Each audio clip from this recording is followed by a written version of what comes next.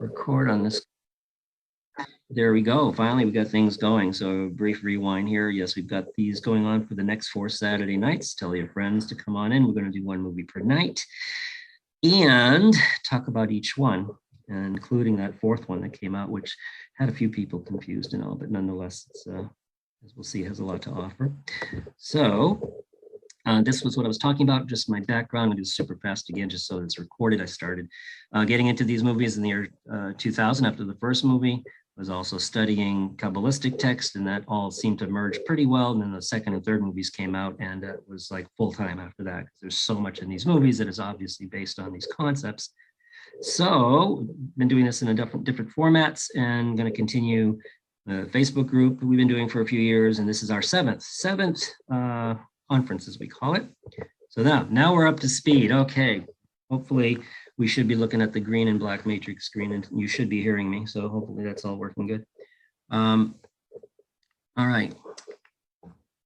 So the thing with the matrix and how we're looking at it here is it's basically an allegory, and people will say that, but it's also an allegory that is, when you know what to look for, when you break it down, it's entirely based on ideas that are found in these texts of Kabbalah. And a lot of people have the wrong idea about Kabbalah. They think of Madonna and all this weird stuff. This is just the inner dimension of the Bible, really, of spirituality. So that's what it is. I'm going to be talking about a lot of the inner dimension here for sure. Basic parallels with the story going pretty good. And they just, and then the machines were bolted in humans and putting them into this matrix of the story for sure. So you'll see some parallels with the whole like Garden of Eden story, right? They had it good, they did something bad, they got kicked out of the garden, that kind of stuff. So there's also a lot of parallels to another book in the Bible, which is called Song of Songs or Song of Solomon, which is a story of a male and female figure, just like we have in the Matrix with Neo and Trinity. And the parallels there are also quite amazing. I'm doing a whole Zoom series on that, and I'm using the same notes, a lot of the same notes as I do with this. Hold on a second here. I might let this person in. My better half coming in. Hi, hello, Elisheva, and welcome. So this is not what you see typically in a lot of Matrix, Matrix revealed and Matrix this and that websites and things. And people have a lot of like philosophical or religious ideas and all, and they're good, they're legit. But this is looking at something that's really behind the scene, behind the curtain, that unites all of those things. So we're going at a very different angle and a different level here. There's literally not a few things, but hundreds of concepts through these movies that are all from the same sources, all interconnected within a framework and also a timeline, like the way things are supposed to happen. Best example of that is over the last couple of years, even before it was announced, I was posting some articles and they were on the website, what to expect next. And then the 4th movie came out and bingo, those things were happening. So not psychic, just it followed the pattern or the trail, if you will. So our itinerary, as I said, we're going to cover just a few things before we get started here. Our itinerary for these rooms is, hold on a second. Something here. We're going to be splitting up the movies into four sections. I didn't want to do too many, but we're going to watch with some breaks in between, with some commentary. And what I would like to do before even the first one is give you some of these ideas, these Kabbalistic ideas, and say, okay, now this is what's coming up in the next bunch of scenes, so you know what to look for. So we're going to talk a little bit ahead of time, and then in between have a few questions if they come up. The middle break, maybe the middle break will be a little bit longer so people can get a bite to eat or use the restroom or whatever they need to do. And then afterwards, I'll stick around too. So that's basically how we're going to be doing this with all 4 nights over the next Saturday nights. One of the interesting things, I saw a video of the producer of this first movie, not the directors, but the producer, a gentleman named Joel Silver. And it was real interesting. He says, depending on what you know and what to look for, you'll either find 4 or 400 things hidden in this movie. I'm like, wow. So that kind of got me going when I first saw that. That's a good teaser, right? And it's true. The more you dig and know where to dig, the more you find. So. So what we're going to do here right before we get started with the movie is 2 things. One is like just the basic structure, basic premise, article concepts. that apply to all of the movies. And then we'll do our little section of what's coming up in the first 30 minutes or whatever, okay? So let me get my mouse working again here. Here we go. So here's the first thing. There's two major templates, two major, what I call templates to the movie, as there are two major templates in Kabbalah to our reality, which mirror each other, okay? And this is how it's set up. We're going to look at the what's called the structure of existence, or the structure of the Matrix movies. And we're going to look at the Matrix side first, okay? And we're going to start at the bottom. Neo is in the Matrix world, which is a world of concealment. Hopefully you've seen the movie. If not, you'll see it tonight. He and others think that that's reality, but there's much more beyond. And that's very similar. If you're a spiritually inclined person, that's similar to what we would think and believe too, that this world of the five senses, you know, touch, smell, sight, it's hearing, etc. There's much more to the world than just our world of existence, as it's called. And what's beyond and controlling the Matrix world is the program world. And these programs run every little thing in the whole Matrix. In the second movie, there's a scene with the Oracle where she explains that even the little birds on the ground that are going around looking for food, there's a program written for them. So everything's programmed. I'm going to get into those concepts more in the second movie. So the program world is what runs the Matrix world. Then beyond the program world is a character called the Oracle. And the Oracle, as we learn in the story, came about because the original creator of the Matrix he couldn't understand human beings. He needed something that could really understand the psyche of humans. And so she basically handles all the details. And so she's the person who runs the program world, which then runs the Matrix world. So that's the hierarchy, and that's the structure, as we find out as we go through the movies. And we're going to get into a lot more, you know, of these things later. This is very quick, very brief, so you just see the structure, okay? And then above the Oracle, if we're going to call it that, before the Oracle, was a character called the Architect. And the Architect, at his level, he calls himself the creator of the Matrix. But the thing with to understand there is he's a program himself.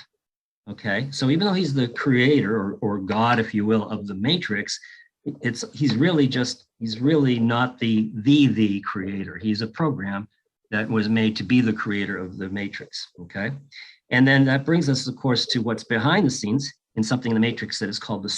Getting another one of these windows from here we go. Here and then the movie, you people know about it, kind of barely. They don't know much about it. It's the source of everything that came about to create the whole Matrix existence. So how does this parallel in reverse order this time? I'm going to go from the top down. There was this that's completely, and so this nothingness, but this parallels the idea of the source here.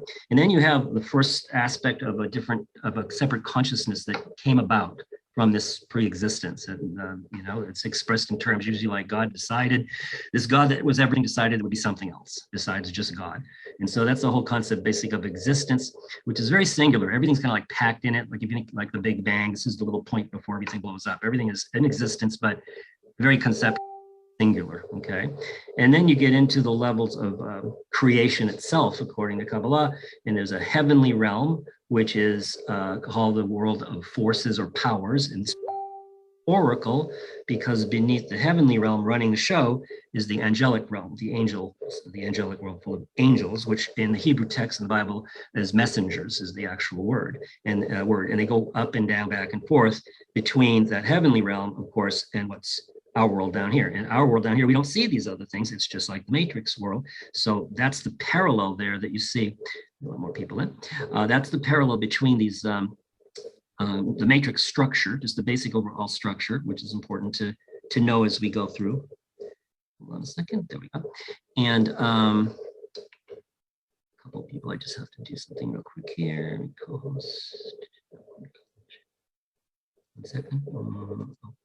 Okay, I just gave people a co-host ability to help me out here if I need it, but it looks like most of the people that are here will be here. So that's the basic structure and parallel to start with. So this is the first thing just to kind of keep in mind that is behind all of the movies. And each of these worlds that we see in the Matrix and on the right side have particular aspects to them that are obviously different than the others. Okay, let's see if I can get this moving. All right, here we go, big fade out. So that's our first template. There's these 4 levels of existence we saw and a 5th kind of hidden level of pre-existence. So you can call it a template of 4 or 5. That's important to keep in mind, because there's a whole bunch of things you're going to see in the movie that follow this idea of that follow this idea of this template. You'll see this repeated in different ways through the movies. One in Kabbalah, in the Torah, the Bible, is the idea of we have a soul, but the soul is broken down into 5 aspects or 5 levels of the soul. And one is the basic one, a little bit here, I'm pressing the wrong buttons. And then this on the screen, if you're alive, you got that, and that's what's keeping you going, etc.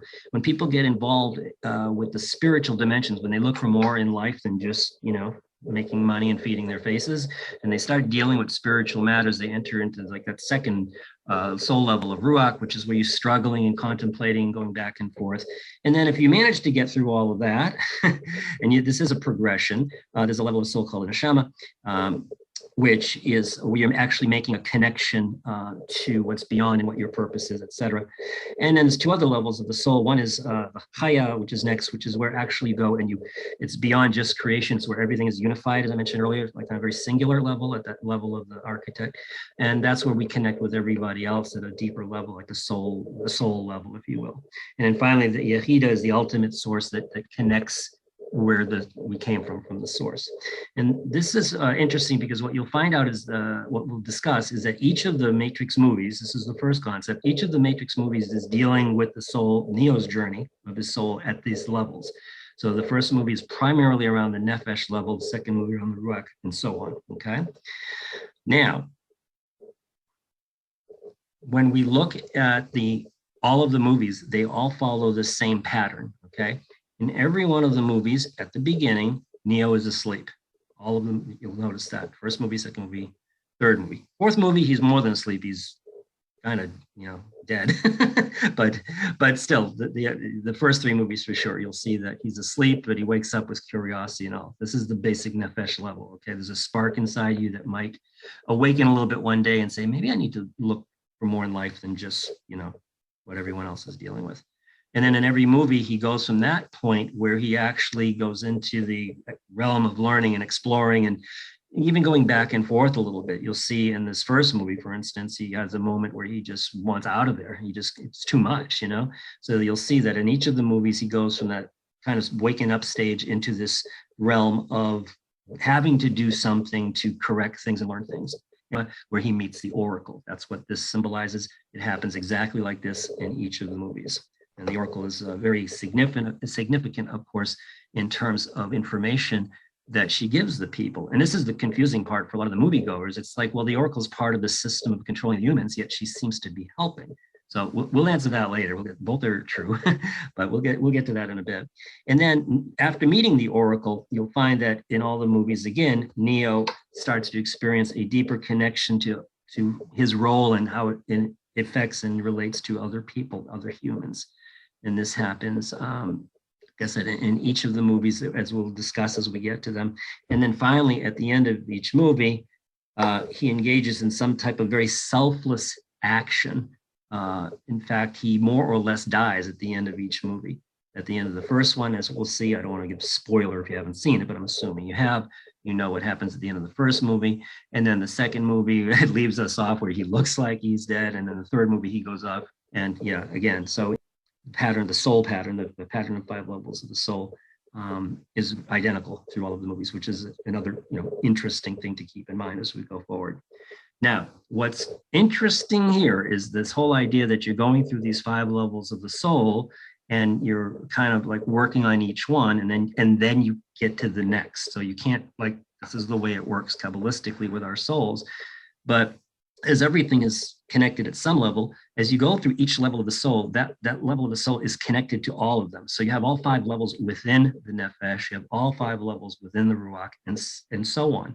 And you got to go through these one at a time. So you got to go through all 5 levels. And we'll get to what this means. You kind of have a little bit on the left there, but you have all 5 levels within the Nefesh, one at a time, have to be rectified. Then you go to the next level. And we actually see this as well in great detail in each of the movies. In this first movie, and I'll call this Neo's soul progress in the Matrix. So in the first movie, we see he's born in the Matrix. He's Thomas Anderson, and he just senses there's something going on. This is how this is expressed in the first movie. as I said, this happens in all of them. But so this is your nefesh within the nefesh. Then he's still in the first movie, still at that first level of soul, but now he's dealing with the second soul level of ruach within the nefesh. This is where you struggle with something. And he does. He meets Trinity. He struggles with her. Same with Morpheus. You'll see, not fighting, but struggling in terms of accepting things and learning and moving forward. And what's interesting here too is that first level of the soul. The first level is what I call our condition. This is what's been placed before us in our lives by, if you believe in God, then God, or in the movies, it would be actually the oracle aspect of that. And then you having that condition now within that second level, this is the level of choice where you have to decide. You'll see choice come up a lot through this movie. And then after making a certain choice, you're going to connect with something, right? Whether you choose A or B or decide not to choose, you're going to make some kind of connection with something. And this in the first movie is expressed with Neo, being, getting through what he has to get through and learning, and being at the point where Morpheus says, actually Trinity early says she says it to Cypher. She says Morpheus will take Neo to the Oracle when he's ready to go through all the stuff at that level of the Oracle. And then once he gets with the Oracle, and it's really weird in the first movie because she uses some interesting psychological tactics, so you could call them, to get him where he needs to go, because she especially understands him very well. Was the one and other people, etc.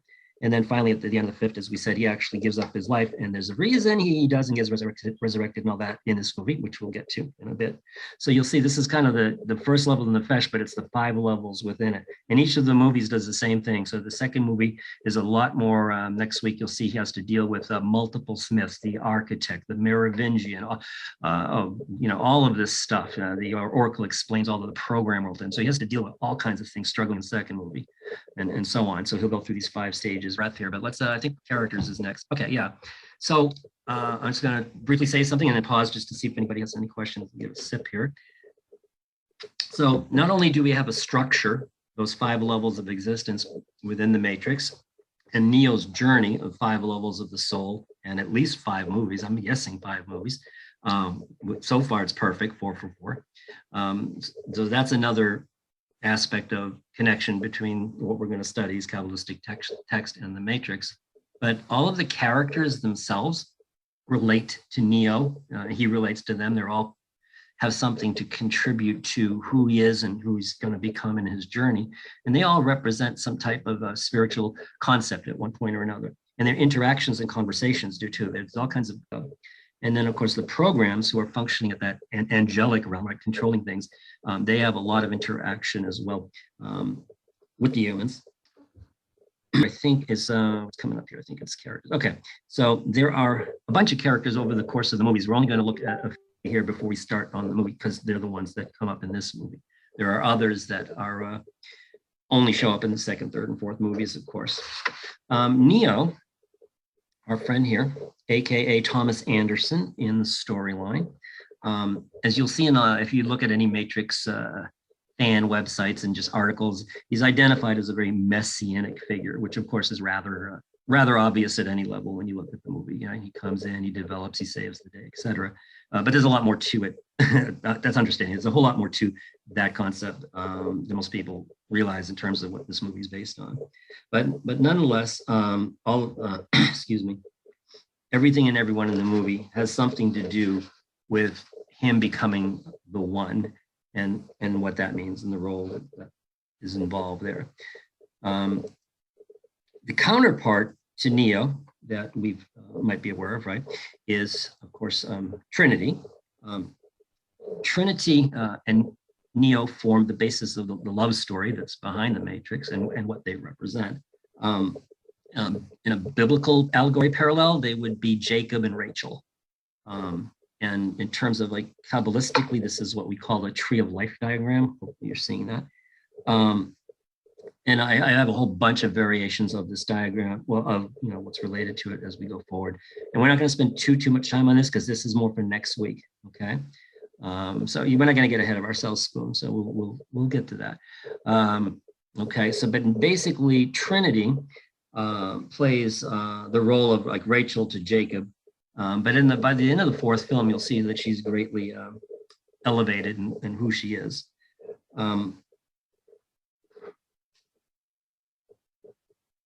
Sorry, just hold on a second.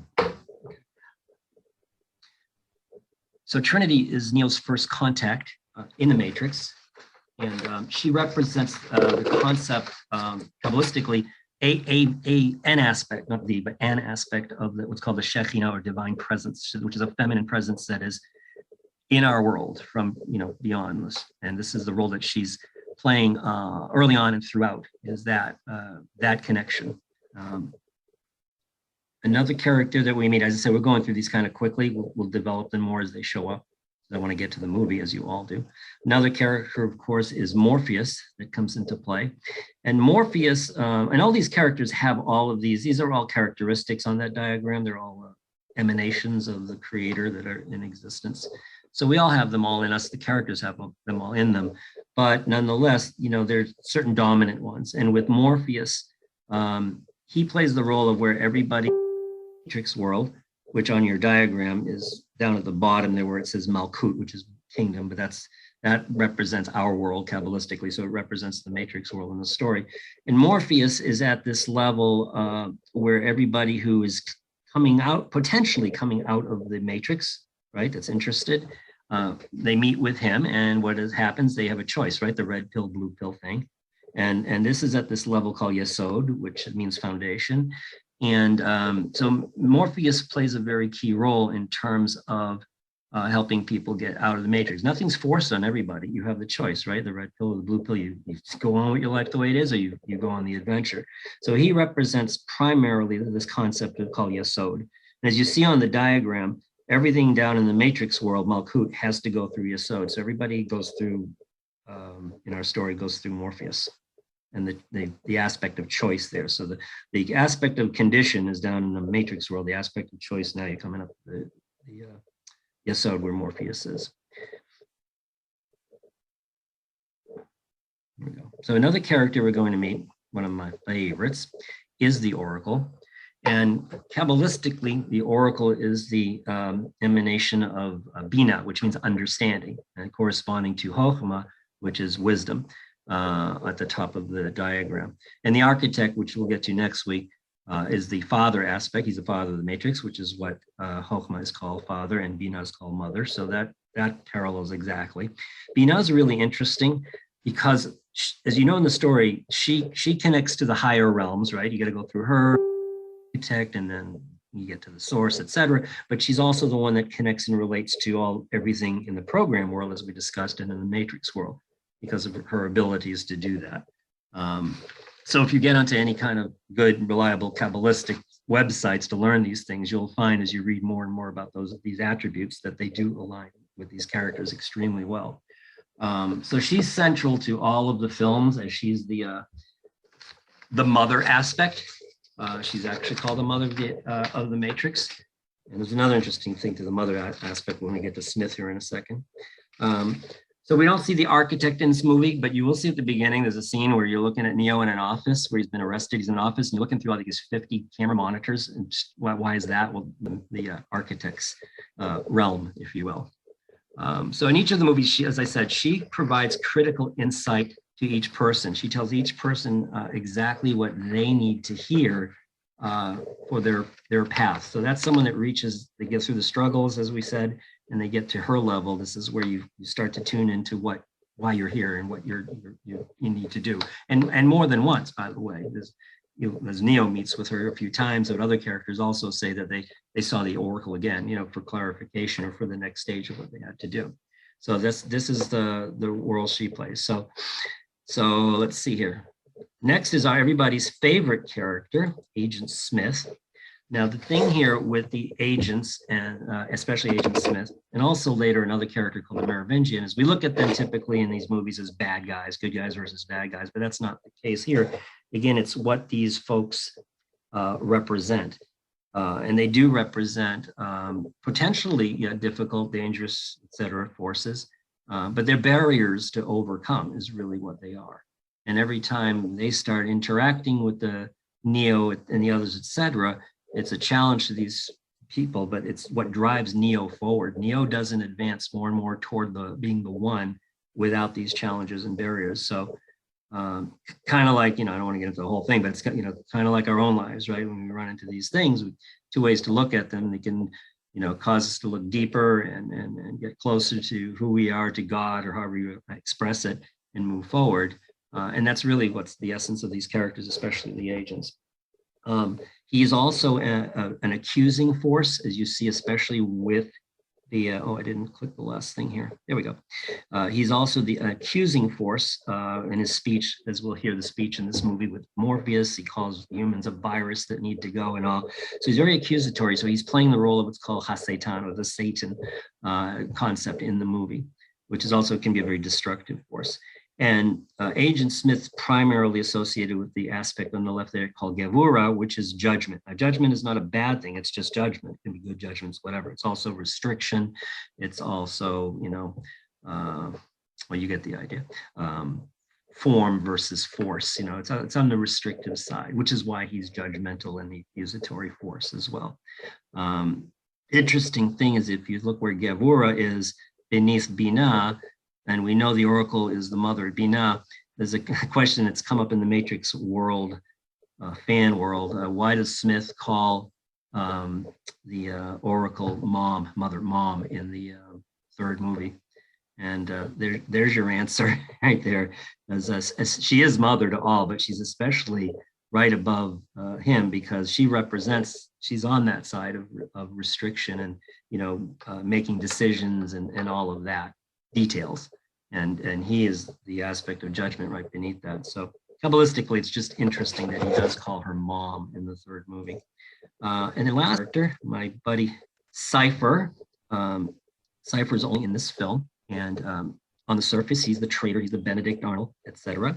But again, he represents a deeper aspect of doubt, which we'll get into discussing, and also a concept of people that look like they're part of the group that's moving forward, but oops, I just heard some noise on somebody's computer. So he looks like he's part of the group, but isn't, which is another spiritual concept that we'll get to when we get back to Cypher here in a minute. All right. So let's see where we go. I got some notes here, but they're itchy. Okay, so that's the basic stuff and the characters we're going to see. We only have a couple more slides here just to show you some things that are coming up in the first 30 minutes or so, just to keep an eye. Level of the Neo, he's got something inside him that is seeking, the truth, or seeking something beyond. Okay, and this whole concept of seeking is very important, because it's a spiritual principle that when you're truly seeking the truth from the path, that it's called heaven responds, or God responds. Sometimes it can be you run into the right person, an article you bump into, or you open a book and it's right there. And how often that happens. And we see this in this movie where Neo has actually been out seeking on his own version of whatever you call it, the internet or whatever, trying to find this Morpheus person, but he knows it's something more. And then there's a response back. And this is true on a minor scale or an individual scale, but it's also true on a grand scale. And that's what I believe is going to be the conclusion of the Matrix story one day, is when there's what's called an awakening from below, where humankind, not every person perhaps, but overall has this shift in thinking, and that will cause heaven to respond in the story and in the Kabbalistic view of the final redemption, if you will, which, if you're familiar with the movie, there's a prophecy that this whole movie is based around, that one day that everything would be restored and even better. That you'll hear that in the first movie too. There's also another aspect besides heaven responding to other people seeking those who are lost, Kiruv Rechakim, which means bringing back or bringing close those who are far away. And this concept is rooted, of course, bringing people back to God, to spirituality. But you see this in the movie too, with people that are actively trying to find others to save them, bring them out of the matrix, and helping them when they do come out. So you have the person seeking, you have heaven responding, you have helpers from your friends too. So they're important, and they come out in this movie as well. A couple more things here. As I mentioned, the aspect of choice is very Neo's in, or others, and then they face a choice. And this comes up in dialogues. If you listen to the dialogues in this movie, there's so many words and phrases that are so important. But the first thing that happens in the opening scenes is Neo's lying there. There's something on his computer screen, as you'll see, and he comes across the first choice he has to make when two people show up at his door. There's on the right called de jour. They're actually both French words. Choix is choix. And when you put the phrase together, two words, it means choice of the day. So that's really interesting. One of those cute things they put in the movie, where the two people at the door for Neo's first choice are actually called choice of a very peculiar place. And I could call it a nightclub, but if that's being polite, it seems like it's more of a underground, very sexually oriented club, very dark, you know.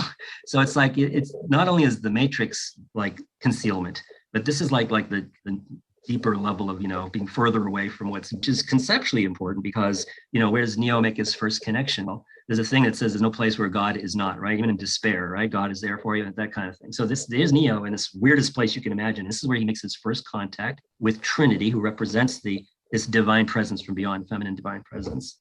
So they do meet in, oops, sorry, I didn't put my bullets up. They do meet at this very strange club. As I mentioned, she represents an aspect of the Shekinah, the divine presence.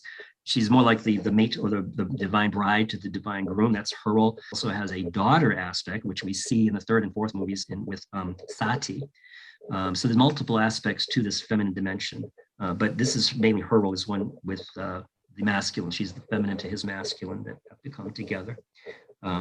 Yeah, du jour means a concept too, that, you know, the Malkut, as you saw that on the diagram, Malkut is kingdom, that's what it's called. And you might be familiar with the verse, seek ye first the kingdom of God, etc. And that's it, you're seeking first this divine presence. They're all parallel, the kingdom of God, Malkut, the Shekinah, all these things are parallel. So the first gate, as it's called, is Malkut or Shekinah or Trinity in this case. So this is where Neo's first connection makes. And of course, as we learned, she's very connected to the Oracle. First of all, they're both aspects of the Shekinah, the mother, and the bride aspect, but her information was very particular to Neo, as we'll find out. And then humorously, they have this strange line here where Neo says to her, I thought you were a guy. And her response is, most guys do. And it's interesting because Shekinah is parallel to another term, Ruach HaKodesh, Holy Spirit. They became very synonymous terms around the Second Temple period. And so they're both feminine. And the whole aspect of the bride in this world, as we'll see, is, you know, obviously feminine. It's called masculine, but that's completely off base with the origin of the text and where they come from. So it's just kind of funny that they threw that in there. I wasn't going to put this slide in. We don't get like one more slide after this. I'm going to take a look at the movie, but I thought about not putting the slide in because it's too weird. But this clock shows up here, and everything in this movie, I've watched it, as I said, so many times. And I keep going back, and I remember years ago, I looked at this going, it's got to be something with this clock. And Neo's alarm clock wakes him up at 9:18. Yeah, he's late for work and all. So astrology, or gematria, as it's called, which is the Hebrew gematria based on the text of the Bible. And so there are aspects of this through the movie, as we'll see. And this was really weird because I started thinking, what's 9:18? So I just looked up much happens afterwards, well, later, but what just happened? I'm like, well, he just met the Trinity. That was their first connection. And he's potentially the one, and she's potentially something, which I won't give away too soon. But so this the two potentials meeting. And then it was really weird because I was reading a text at this time. I started looking into the Shekinah and things like that. And it's this text that associates a number with the Shekinah. I'm going to get into it. But the number was 50, kind of complex, related to the potential of the Shekinah, 54. And then I thought, well, Neo, Messiah type. Well, the number 17 means Tov. It's associated with Messiah, Moses, and all. And I'm like, well, what happens when you multiply 17 and 54? You know, Neo and Trinity. When you multiply numbers, it's called a Hibur. And the Hibur of 17 and 54 is 918. Now, is that just me being crazy or coincidence? But it's pretty weird that they focused on this clock, and this happens exactly when the two potentially in there. And keep an eye out for it. That's just interesting. And we'll get a whole section on gematria again in the second or third night. Next week or the one after, we'll have a whole 20 minutes maybe on the different aspects of numbers in this movie, because there's a few. This is our last slide, so these scenes align with the first 30 minutes. As I mentioned earlier, there's the Agent Smith and his other agents, and they represent this other side, the side of opposition, but it's there to provoke us. And the concept that makes you start thinking in terms of good and bad. And actually, you'll hear also Morpheus tell Neo, don't think of it as good and bad with the Oracle. So the Sitra Achra is just the opposing force, but it's there for us too. It's there to provoke us, but it's still a dangerous thing. But you don't have any change without conflict, and that's a major theme in the movie too. Throughout all the movies, there's always some type of conflict that you have to connect with to grow. These these agents are. And you'll see there's also, and they are dangerous. So they're the threatening aspect of fear and all of that in our lives. There's also another aspect of the Sitra Achra in these movies. It comes up a tiny bit in this movie, but mostly the second, we see the Merovingian. The Merovingian is the opposite. So do all this stuff, right? That's the distraction. So that's the other side of the coin in terms of what we need to overcome and not get derailed by. So you have the fear aspect on one side, and then you have the aspect of pleasure and desires and, getting you off the path on the other side. So both of these aspects of the Sitra Achra operate too in one scene here. So I think we're ready to go with the movie here. Oh, here we are. We're here. We have run out of time. Unfortunately, you and I run out of time. This is being recorded, and I might have to do some editing because I was fortunate last year, they did let one of the movies, I think, on. I got permission from Warner Brothers. I'll try, and if it doesn't work, I'm going to work with my friend. We can do some editing, and we'll have to cut out the movie parts and just leave the lecture parts and the slides. So we'll have something available at some point for all of these nights, okay? So we are now going to take a look at the first 30 some odd minutes of the movie. I'm going to run it before we pause for a little break and a little discussion on what happened and what comes next. Thank you for bearing with me. As I said, there was a lot of information up front to just, set the basic structure and some of the characters, et cetera. And so we won't be talking this much through the rest of the night, but this was just kind of, lay down this info. So I'll have this in slides and other things in the group, in our Facebook group too, so we can keep looking at this and working on this in the future to put the movie on. So give me a second while I do that. If everyone politely not take the microphone while the film is playing, that would be nice. And I'll be back in about 30 seconds, hopefully, with the movie running.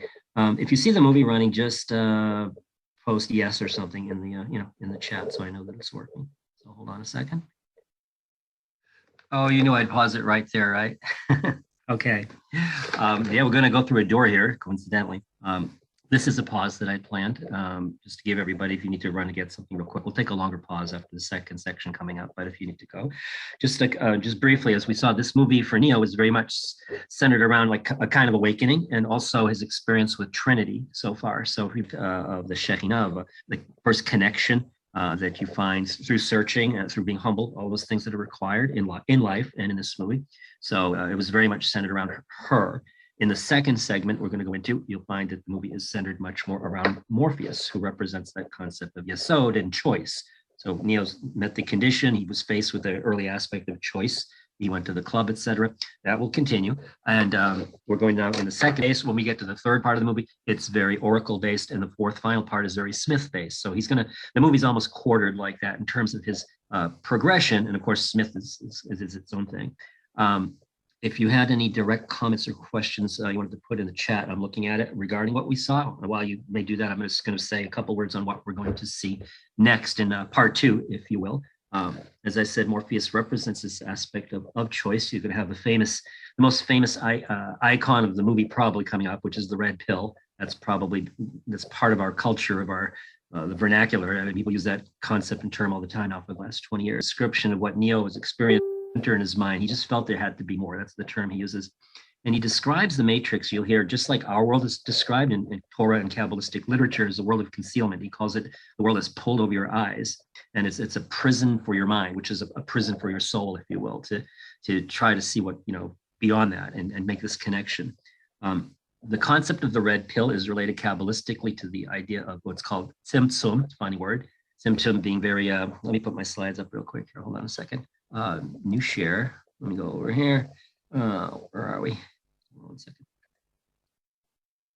Pause this share for a moment and go here. Okay. This works. Current slide. Okay. Yeah. Here we go. All right. Good.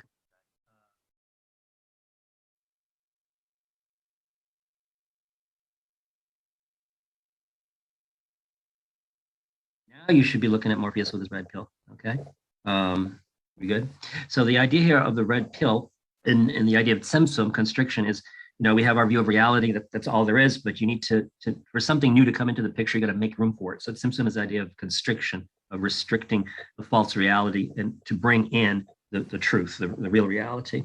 And every advancement Neo or anyone has, and any advancement anyone has, spiritually speaking, is always preceded by some type of constriction to then advance. Okay, you got to make room for what's real. So that's what the red pill is about. The next concept that comes up in this scenes with Morpheus is the battery scene, which is just briefly touched on here, but it's much more explained in the fourth movie. And we talked earlier how the two aspects of the other side of the Sitra Achra were fear, like Smith, danger, and temptation. And in the fourth movie, the character called the analyst, who replaces the architects, he actually says that fear and desire are 99.9% of what human beings just our existence. And that's what actually drives the energy, he says. So it's interesting that the aspects of the other side, the evil realm of the Sitra Achra, which can be desire or fear, provide energy to that side. When we do good, we provide energy to the good side. very Kabbalistic concept, and it's within the concept of the energy of the battery in this movie here. Well, I think I have the quote here. Hold on a second. I think I added the quote. Yeah, I did. So this is a quote from the fourth movie, and it actually kind of goes back to this rising the realm that is keeping people in the Matrix. So keeping them from attaining the redemption of humanity, which is the theme with the prophecy that we're going to hear in a minute. So very similar to what's said about our own reality in Torah Kabbalistic writings. Okay. I mentioned the prophecy. I think I have a slide on that here. Yeah. So Neo, Morpheus has this very intimate conversation with Neo where he describes to him, slide's still working? Oh, there it is. The idea that, humanity will return one day with the help of the One. It's real interesting that he says that at the beginning, and we know later in the movie, we understand that Neo is actually the sixth version of the One. And that's, again, going to go into some gematria stuff, but Morpheus expresses this very clearly that the original person, the original One, would return, he'd come back again. So he's calling or linking Neo to that original person. And of course, there's been several iterations. That's a concept called Gilgul, which is roughly is the plural of Gilgul is Gilgalim, which means revolutions, which is the name of the third movie. The second movie is Reloaded. So if you see where this is getting at, this movie is followed by one called Reloaded. Think of the soul revolutions again, and then the last one, resurrections. There's a definite pattern there with the titles of the movies. But anyhow, the prophecy is central to the whole story. That something's going to happen to return humanity back. It's a little more complex. It's explained in the movies later, and then in these writings we're quoting. And it's something that's tripped up a lot of people. There's a lot of controversy or comments over the years that the prophecy was all a lie. And people looking at this movie very superficially. It's like, because somebody told Neo it's a lie, and Neo said it's a lie. Oh, it's a lie. No, you don't understand. That's part of the whole process here. So anyhow, we'll find aspects of this new realm we're going into with Morpheus, which is this realm of challenge and development, this ruach level of the nefesh, as we mentioned earlier, which is the realm of struggle, is both the struggles he has with Smith and et cetera, and what we just saw in that kind of nasty scene in the office there, but it's also struggle in terms of learning, which is depicted in an interesting way in the storyline. But the aspect of actually the fighting and training that Morpheus does coming up in the next scene is expressed. He tells Neo, this is how you learn about the rules of the Matrix, how our world operates. It's done through fighting intimately. And in the next movie, we see in different characters, Seraph says that you don't know someone until you fight them. And knowing is in the Kabbalistic language, knowing is da'at, which means making an intimate connection. So you're going to see the word knowing or know come up right here in the next few scenes, especially with fighting. You see it again in the next movies as well. So the concept of da'at, or making these intimate connections through very close involvement, and it's expressed in fighting, both training fighting like this, as well as real fighting. When Neo fights with Smith, and that conflict causes growth. And that's that whole concept that we mentioned earlier, that these negative characters are actually there to benefit the whole story and bring about the redemption in the movie. I think I got another slide here. Okay. And we're also going to see, so that's the combat training that we're going to see. And it's interesting that, by the way, that Morpheus says there's rules you can bend and rules you can break, but you got to get to that level. It's kind of associating with our world with some people that could be at such a high level that they can actually perform, or they have insights we don't have. Very possible somebody can be advanced like that. And also another scene coming up, he says to Neo, you have to let it all go in doubt, fear, and disbelief. And it's interesting that those three things, this will come up in the fourth movie again. Doubt, fear, and disbelief are countered by trust, faith, and love. And you see that on coffee mugs, right? Love, hope, and faith. Trust and hope are the same. And it's interesting because these higher level concepts are associated with the three highest of the emanations of Binah, Chokhmah, and Keter. And that trust with Binah, trust or hope, faith with Chokhmah, and then love, the highest of all, with Keter, pure, unadulterated love. So that's just interesting that Morpheus mentions these three things, which are the counterparts or the opposites are that. We're also interesting scene with this young lady. This is coming up in a training program. So again, it's part of Neo's learning. And what's interesting is we talked about a second ago, the aspect of the other side, the Sitra Achra, having a temptation aspect as well as a fear aspect. So what happens to Neo in this situation? He's talking about Morpheus, who's getting information, and what happens? He gets distracted by this attractive blonde lady in a red dress going by, right? So that's the desire part. And then Morpheus says to Neo right after that, he said, oh, you're looking at her? He says, a second, where are we here? A little zoom issue here. Here he goes. He says, turn around.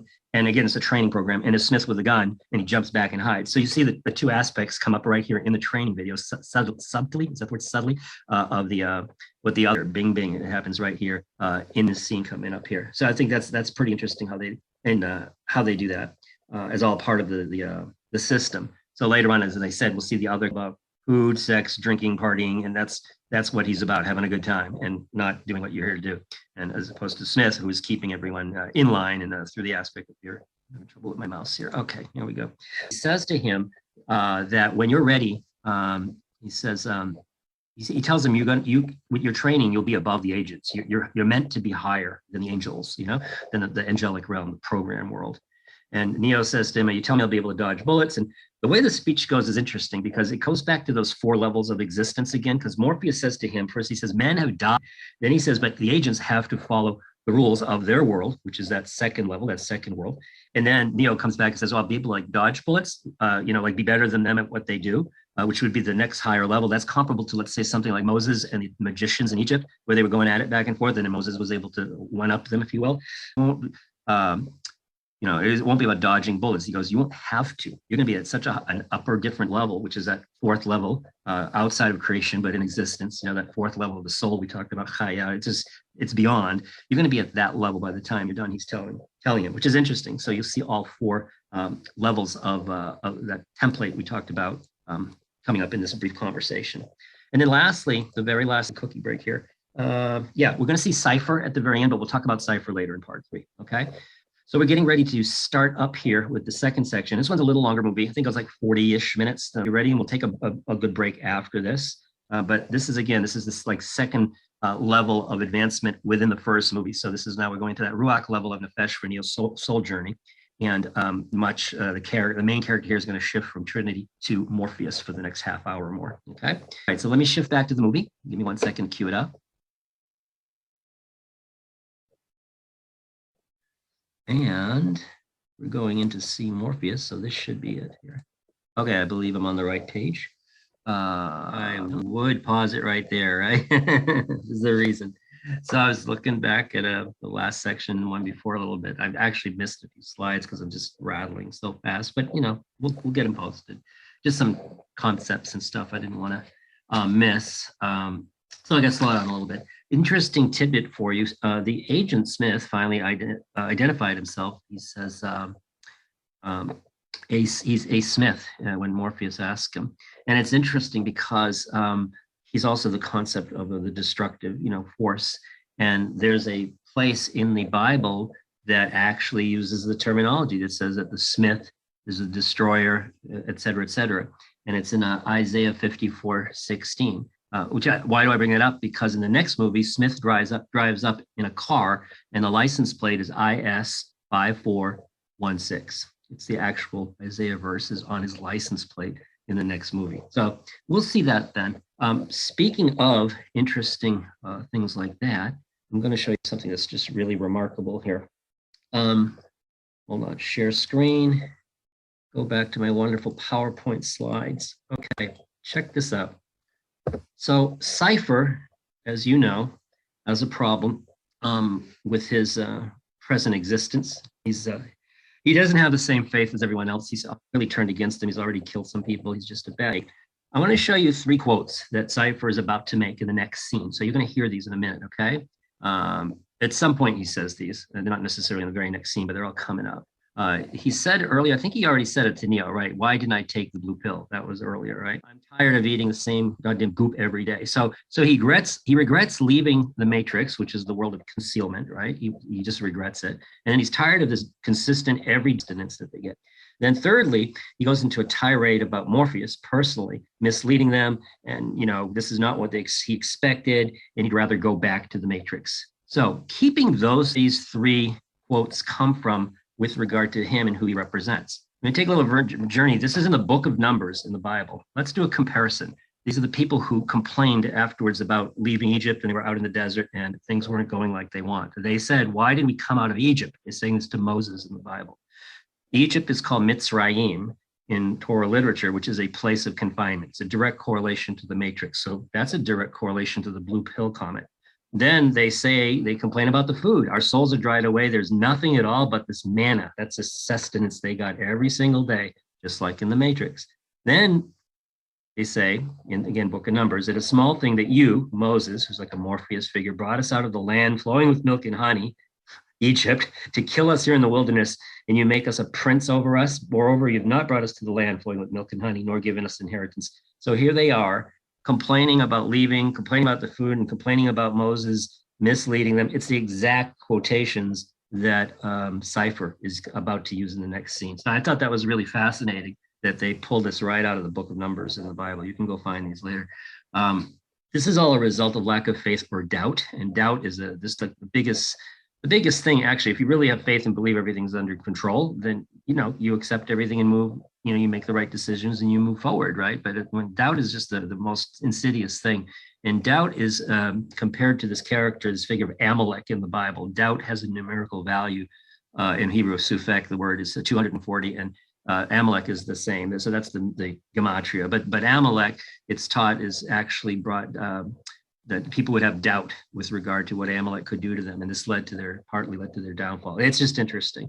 So I've got some stuff on the website already on the Cypher profile if you want to go look at it. Let's see, what do we got next? Okay, so this is interesting regarding Cypher. The diagram on the left is on a book from a book called The Gift of Kabbalah by Tamar Frankel. And I pulled this photo out of it. It's just an interesting thing with what Cypher's problem is, okay?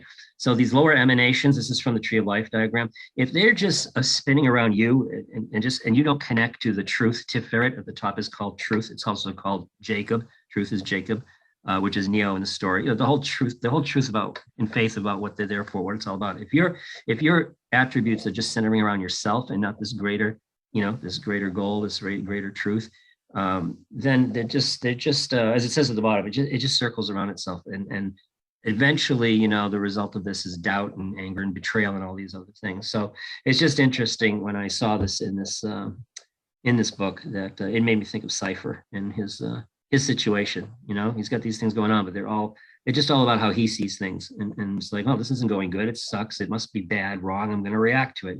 Same as the people coming some of the people coming out of Egypt, which is a concept called the Erev Rav. And we're going to have a room one night on that concept, by the way.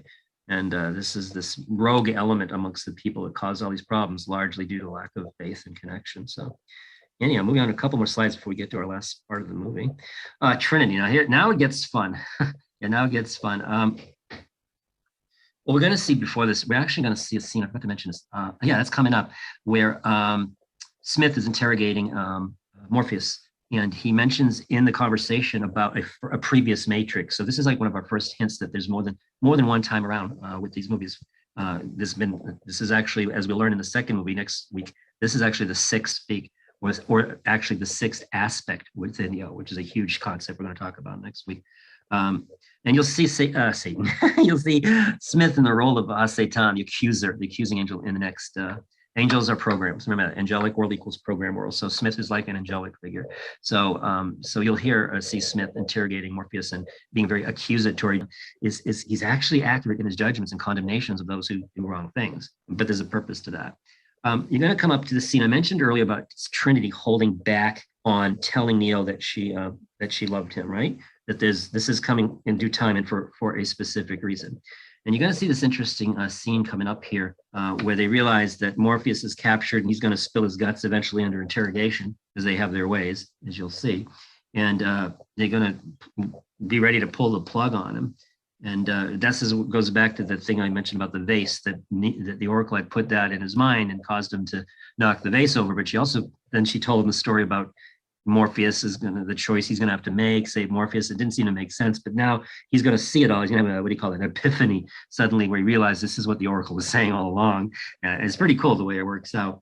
But what's also interesting is this is going to be the second time that Trinity almost reveals what the Oracle told her about, being in love with Neo and all that. You'll see it comes very close for a second time.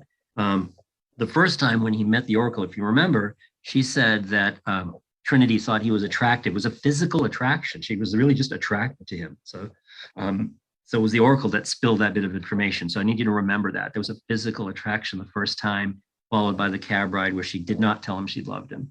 And then now this second time, you're going to see this weird, interesting concept of speech between the two of them. They've had some little conversations for now, but they're going to have a confrontation, their first real confrontation coming up here. So this element of speech is going to its fullness. There's a big level here where he wants to go in alone. She says, I'm going with you. He gets tough guy, no, you're not coming with me. She lays down the law.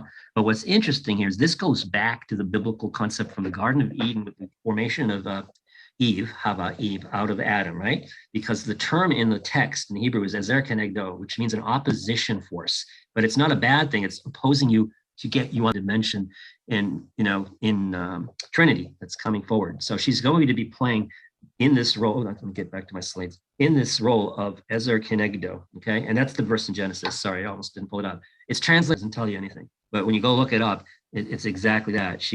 Her job is to help the masculine, come together as a force. They're separated in order to come together, and that's the role of the left side, the role of the feminine left side. It's called how she takes on this role, literally from the biblical story of the Garden of Eden, and this changes their whole relationship, the whole dynamic. It's amazing what happens. And yeah, that's the second time coming up where she. I already mentioned this part. I got ahead of myself. So this is the interrogation, right, with Smith being the Satan, Satan, which means accuser, room term. Then more fun, okay? So after they have their little fight, which actually brings them closer together, they are now going to do their first act. And this scene is just amazingly revealing. As you can see how closely they're holding each other and in unity, the bridegroom and the groom and the bride coming together. This concept in Kabbalah, the masculine and feminine dimensions coming together. And the feminine dimension is at Malkut. It's the seventh one is Malkut. And then the six before it, all six together represent the masculine. It's the one persona that has a more than one emanation, and the seven associated with the feminine. And in Kabbalah, the number 42 is associated with the masculine, feminine, the 7 and the 6 multiply at the chibur coming together. And what's really cool here, stops on the 41st floor, but then they go stand on top of it when they unite together in a hug like this. They're on the 42nd level, 42. You'll see it if you watch closely. When they press the button, they go to 41, and then you climb up on 42 and unite together, and then rejected that. So that's a pretty cool thing in terms of this hidden gematria. Here's another really important, critical concept. It comes up in this movie partly, but you'll see it explained in the third movie. And this is a quote from Orthodox Jewish group from Rabbi Schneerson. This is really interesting. When light pushes away darkness, eventually another darkness shall come. So what happens here? So Neo fights, I got to beat Smith, right? I got to beat him. And he beats, but if you know the movies, in the second movie, what happens? Smith comes back, and literally comes back by shutting these lights out like darkness. It's amazing. So Neo is trying to wipe out Smith, but he doesn't understand that's not how things work. Here's the second half of the quote from Rabbi Schneerson. When the darkness itself is transformed into light, it's a light no darkness can oppose. By the third movie, Neo understands that his job is not to beat Smith in the traditional sense, but to transform him into his role and part of the grand scheme. And you see in the third movie, he just lets Smith take him over. He literally just resigns himself to Smith, who does, but then that brings the whole thing together, and the light comes down from the source in the third movie. I don't want to give too much away, but this is a really remarkable concept that is demonstrated between this first movie and what Neo thinks is what he needs to do, right? Versus the third movie when he finally understands the deeper principles. So cool stuff on the horizon. So now we mentioned Trinity, right? This is another one. This next section of scenes is so many plaint. The Matrix first movie was the most popular. All the studies, everyone after was not as popular, right? That's okay. And the biggest complaint, though, the number one complaint was how it ended. It's like, oh, you got all these complex ideas and themes and Matrix and programs, and it looks like it's all going to come to a terrible ending. And what's going to be how they resolve the movie? Oh, it's like Walt Disney, a magic kiss. You got to be kidding me. Neo kisses him and he comes back to life, right? And then they save the day. It's like, what a terrible ending. That's the conventional, negative thought about the movie. However, the concept of the kiss in Kabbalah is really interesting. Let me show you first a quote, and I'm going to review something. There are 4 levels in the intimacy of love. And it's all, remember, love is the highest aspect. It's above faith and hope. There are 4 levels in the intimacy of love: physical attraction, speech, breath, and the kiss. Okay, let's go back in time, kids, and look at the movie. Back at the beginning, it says, oh, you're cuter than I thought you'd be. I can see why she likes you. There's a physical attraction. Secondly, you're going to see in the scene coming up, the speech, where she gets angry and not angry, but she combats. Remarkable scene where they rescue Morpheus. He goes through the phone line, that whole business. And then they have 20 seconds where they do nothing but stand next to each other and breathe. And then at the 4th, they kiss. So if we go back to Aria Kaplan's quote, breath and the kiss, And the Matrix movie follows those 4 exact. And oh, by the way, these 4 levels correspond to the physical R level, speech, which is the intermediate level, rock, breath, and the shala means breath, and then finally the kiss, which is that higher level. At that level, now Haya means what, right? It's life. It's like when you say life. Haya is life. It's the life force, or the force of, ready, resurrection. So when she kisses him, it's not just the him. She loved him here. She did not tell him she loved him here. She didn't tell him a 3rd time here. She almost does. Watch, you'll see these 2 come up. She almost tells him 2 more times, and only here in the last scene where everything comes together, and that whole aspect of fear that Morpheus talked about. She has no more fear, and this whole cycle comes together with the kiss, which, right, per area Kaplan. It's really amazing. And then just a couple more wild scenes. You see the scene at the end where they shoot at him. Remember, Morpheus said you don't have to. You won't have to dodge bullets. Here's a quote from Rabbi Yitzhak Ginsburg, the righteous one, right? Now Neo's reached this level. One, in the inner pure form of all reality. Aha. Is able to shape reality in accordance with his will. As it is said, the righteous one decrees and God realizes. So this is interesting. Neo has reached this level, this 4th level, Chaya, right? And actually, quickly after that, the 5th level, he gives up his life. Remember, I said that 5th level of unity included the concept of righteous martyrdom, of being willing to die for others. And that's in a Chabad text too, by the way. Hasidic teaching just lines up perfectly with the Matrix. So yeah, this is a wonderful quote regarding what Neo's state he reaches at the end. Through his willingness to give up his life, putting others ahead of himself and the cause and other people, that he reaches this life, the 4th level of the soul, Shahaya, at the end there with Trinity, and then, the whole idea that, he gave himself up. And Bitul, it's called Bitul, which is self-abnegation or total self-denial, aligning yourself with God's will, if you will.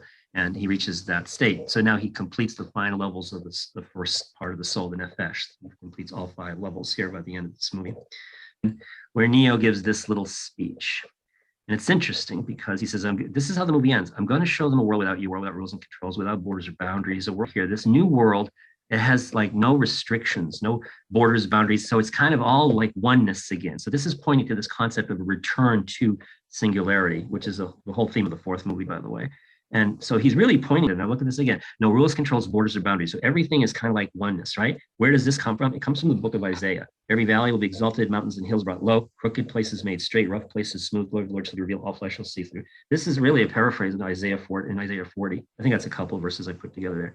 But the whole concept here is that in problems and all, that's what this is expressing. And it's just fascinating that this is how the first movie ends, but it's not the end. He's talking about, which is pretty neat, because this doesn't occur in the 2nd or 3rd movie. I'll leave you with a teaser here. There's 3 movies. They ended in 2003. We had to wait 18 years, right?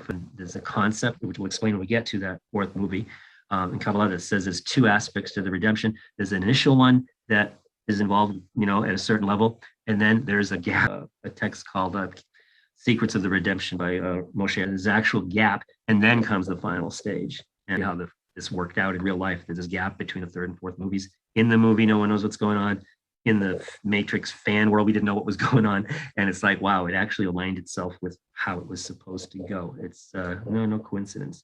So just a reminder, I'm going to play the last part of the movie here, and then I'll stick around after for discussion. But we will do this for the 2nd movie, Reloaded, which for a long time was my favorite movie because it had the most concepts. Believe it or not, we're just starting out here.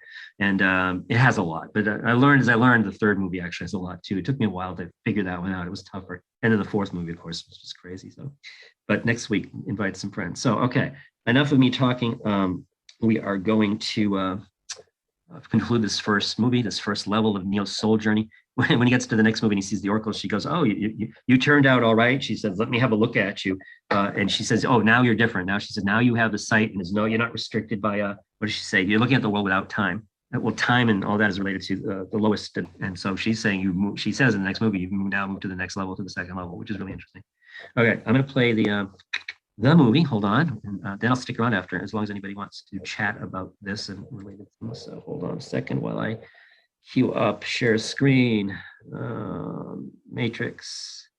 I hope I didn't forget too much here. Okay. Let me move a couple windows out of the way here before I start that. All right, I'm gonna mute myself and start. All right. So going back to our very beginning, this whole movie is about the story of the humans failing, going into this matrix, and then one day coming out of it. Same story as humanity according to Torah and Kabbalah. We messed up along the way. Now we're in this world. And there's a great,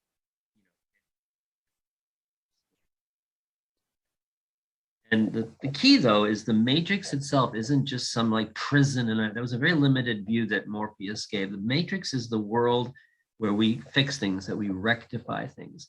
And that becomes much more explicit in the second and third movies. That's really what it's about. Because this first movie, remember, was just at the level of Nefesh. It's very basic, in a way that Neo learns a few things about who he is in reality. But now he's going to start dealing with a whole host of things in the next movie. For instance, you have multiple Smiths. Why is that? We're going to talk about that. You have a new character, the architect, introduced, who's at the higher level of Chokhmah, of wisdom, above the oracle.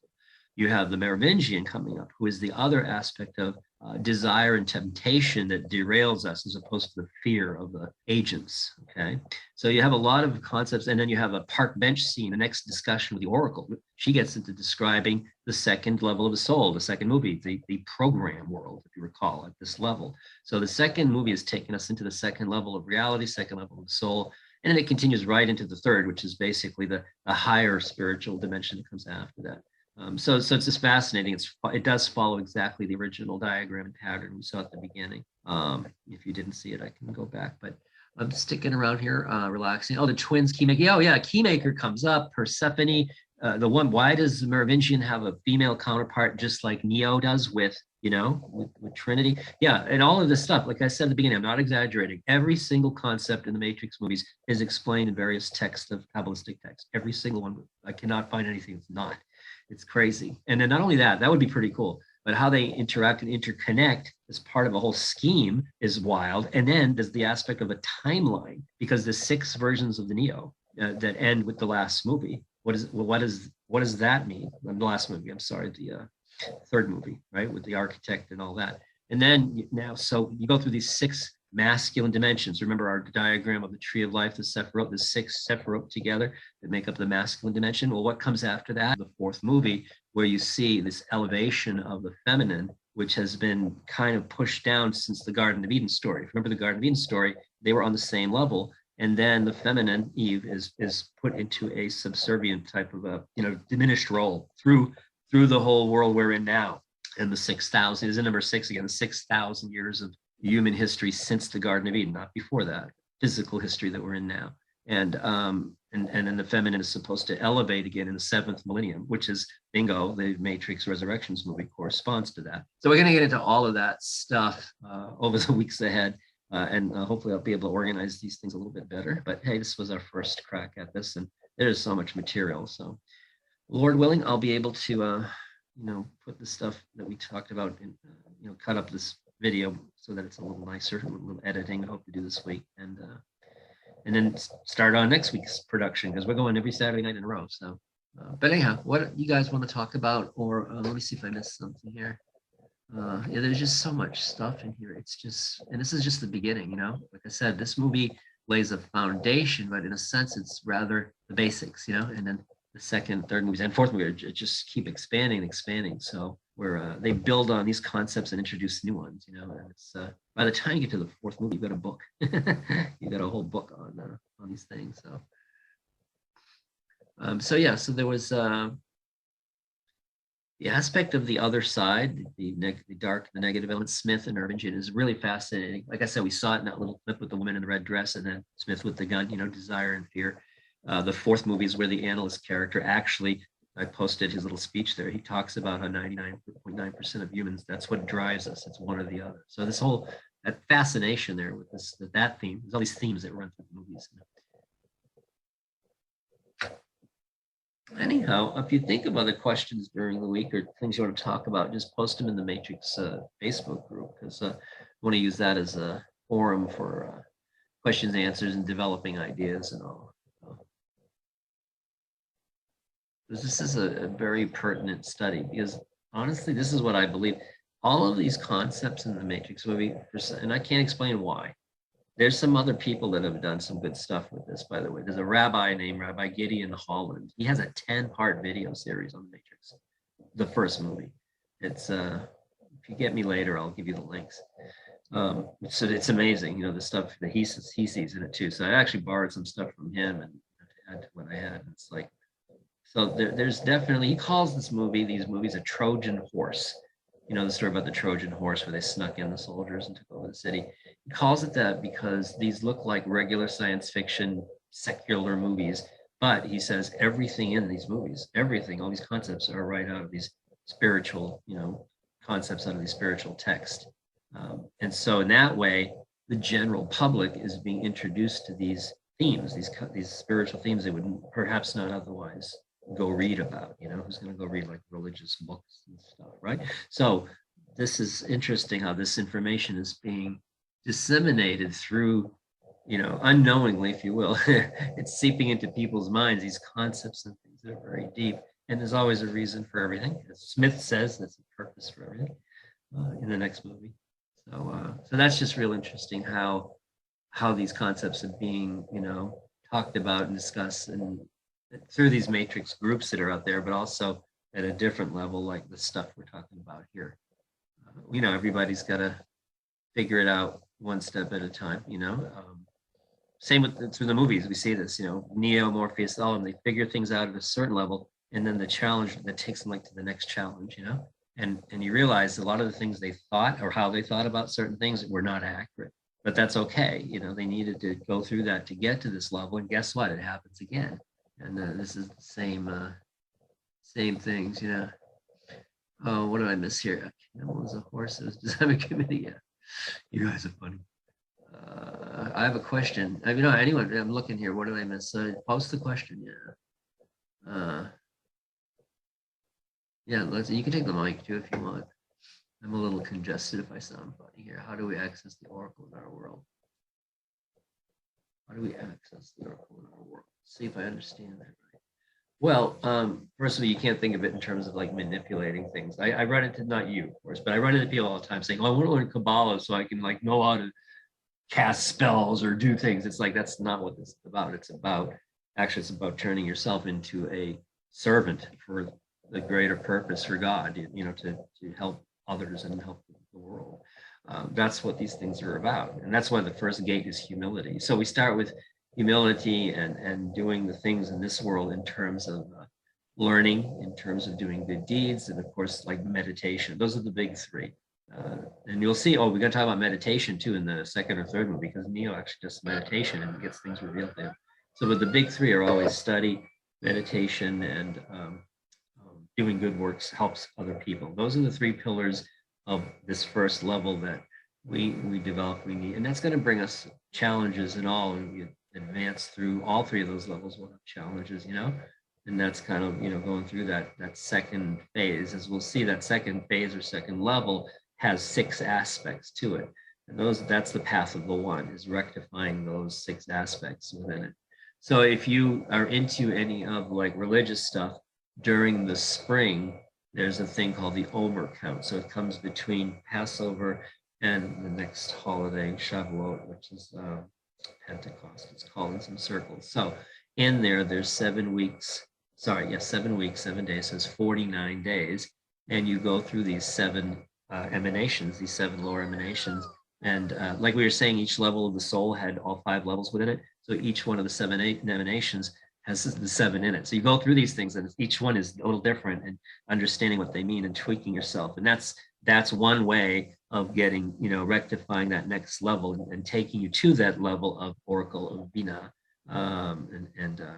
Bina is associated with something called the 50 gates of Bina, 50 gates of understanding.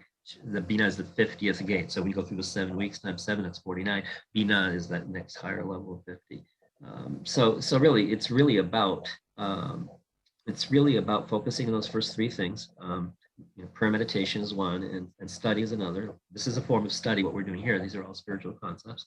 Of course, when I say study, it's kind of correct study, you know, from correct sources. You know, of course, there's a framework here, and then doing good things for other people. And that's huge. People overlook that. This mitzvot, it's called, just doing good, treating people with proper justice and mercy and kindness and all of that. That's how you rectify yourself, develop your soul, move up through that level of nefesh.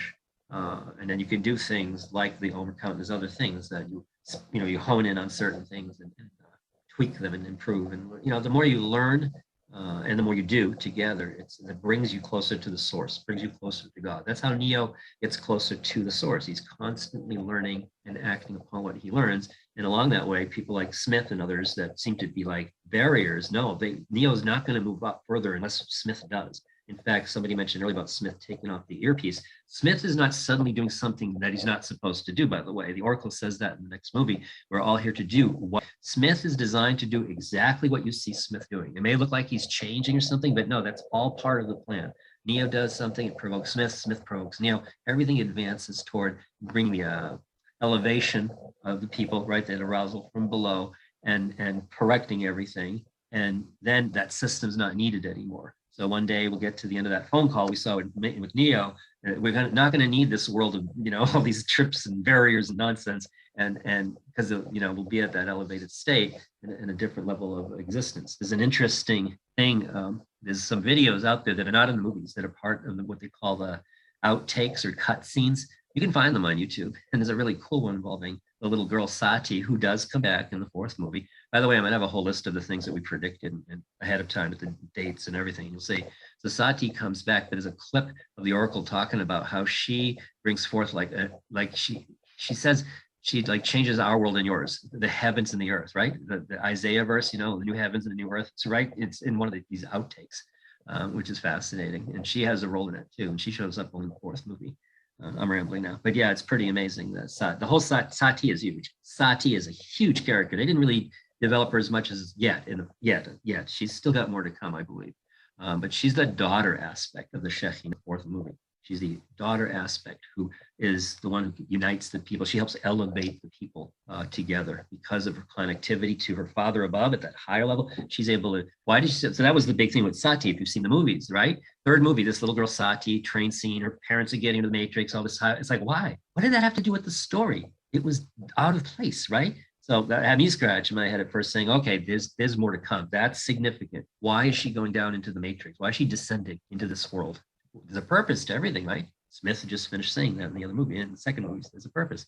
So yeah, so Sati descends a Shekinah aspect of the daughter coming to the world to elevate everyone. So that's coming. If they get to this fifth movie, that's got to be coming next. I believe she's going to have a big role in that. And you know who her opposition really is? Her opposition is Merovingian, because he's all about this hedonistic pleasure, and she's like the opposite in terms of being like the woman of valor, the virtuous woman, concept of bringing everyone together in a proper way. So I got some articles on that. We'll see if it happens in the next movie, if they ever get to it, but she's more of a direct conflict with Merovingian, whereas Neo is more of a direct conflict with Smith, as we'll hear in the next couple of movies. He is Neo's opposite, the Oracle says. He's you, she says.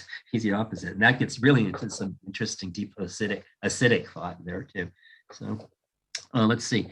I believe that clip is from, but it's actually movie clips. It's not animated, Mark. Yeah, it's a mixture. These outtake scenes are a mixture of what you said, the game and other stuff they put together, but as the actual films that they left on the cutting floor, as they say. May not have been, but it really does add really some interesting dimensions. There's another one where Smith calls himself the Alpha and the Omega, the beginning and the end, which is real interesting if you think of him being Neo's opposite, right? So yeah, that kind of stuff's pretty weird. I looked through those and there was some nice nuggets in there. It's amazing. Even just the backstory that we're not totally told in the movie is important. How the humans enslaved. They had it good, but then they got very self-centered. That's the Merovingian selfishness, as opposed to selflessness, which is Sati coming into the world, to help us.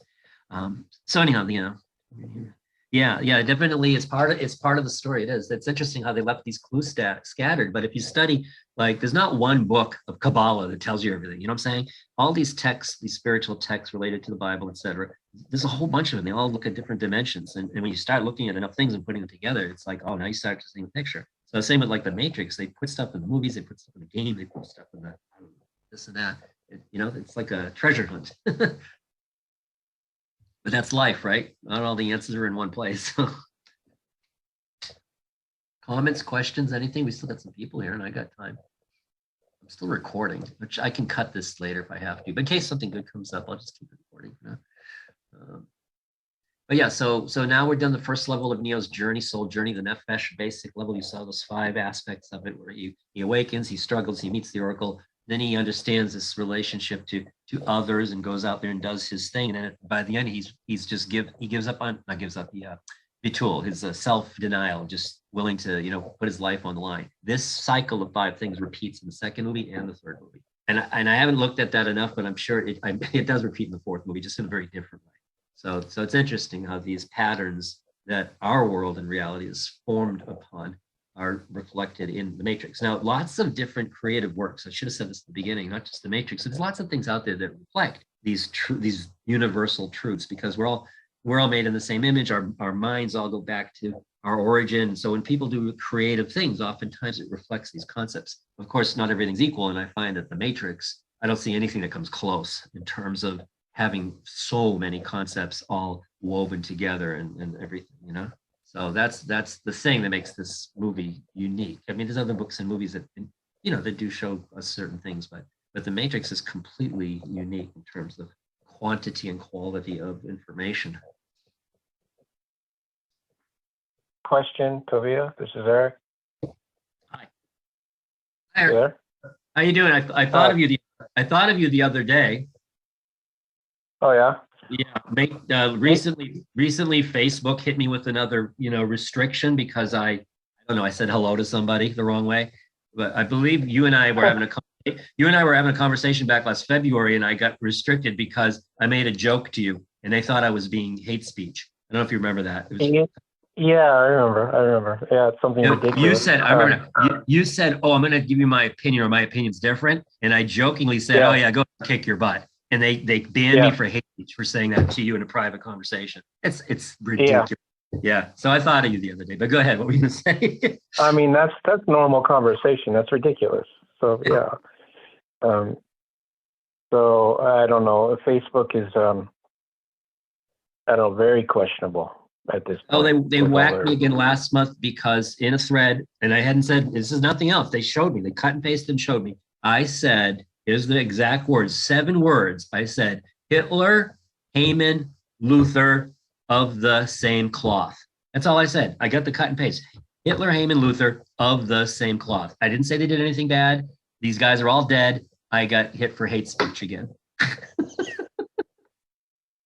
How does that happen? I mean, is somebody just reading these, or is it artificial intelligence that just pops it's AI. Flag it's their AI, and Zuckerberg has said it's got a lot of work to do, a lot of bugs in it. It's not people reading it or reporting me. It's AI. They look for certain words. I must have put Hitler in there next to someone else's name, maybe. I don't know. It's insane, So anyhow, he's in a lot of trouble right now with his metaverse falling apart. So There's a lot of things going on. It's Silicon Valley. It's they're all into everybody's information and everything. They're all criminals. Anyway. Anyhow, what were you going to say? Yeah, I'm sorry. Go ahead. What were you going to say? Yeah, the question, because you said something pretty interesting to me when you said, "I am the Alpha and the Omega," is what Smith said. Where was that? In one of these outtakes. It's in one of those little video clips for Matrix outtakes. He actually says it 2 or 3 times. He the hallway with the doors that Neo went in with Seraph at the second movie. Yeah, there's a scene where either different characters, they run different scenes they didn't use. So in one of them, Ghost, the Asian guy, comes out, and another one, it's someone else, maybe, Niobe. And they come into the hallway, and Smith opens the door and says some stuff. And in that scene, he says, "I am the, I am your Alpha and Omega." It's really interesting because the power of Smith goes back, what's behind Smith, the power behind Smith, and we see this in the 4th movie. I don't know if you've seen the 4th movie, but he shows he's the most powerful character, more than the architect analyst, because his source of power goes actually, in a way, goes back to before creation, before existence, that first idea of God being everything and then deciding, create something separate from God. That first separation, that first symptom started there, and Smith's power is rooted in that symptom. We'll get to that later. So he is the most powerful. You mean it's the first? It's the first restriction? The first, that would signify the first restriction? The first restriction of God, when to create something other than God, there was just pure singularity, and now we're going to have some separate entity, separate consciousness, creation and everything, that's not just God anymore. That concept of that first separation or restriction, the first symptom, which is the most unique event in ever, that's the root of Smith's power. That's the root of the anomaly that the architect talks about in the next movie. We're going to get to this stuff then more so. I got to write it up. But the whole idea of this, that the enormity of that power is what's behind Smith. I mean, the whole left Well, side. I am the Alpha and the Omega is a New Testament quote, right? Well, it's in there, yeah. It's in there, yeah. The concept, of course, goes back in literature, in Torah literature. Yeah. Right. Um, Yeah. yeah. Well, Alpha and Omega is a Greek, Yeah, the Aleph and the Tav, right? And the whole Hmm. idea, like beginning and end, and you have the concept of like even the tree of life diagram. You have a beginning and end, but they're really the same. In fact, there's a quote from the third movie, The Oracle says, "Everything that has a beginning has an end." That's Well, actually it than that. would signify the speaking level as well. It would signify language, communication, consciousness.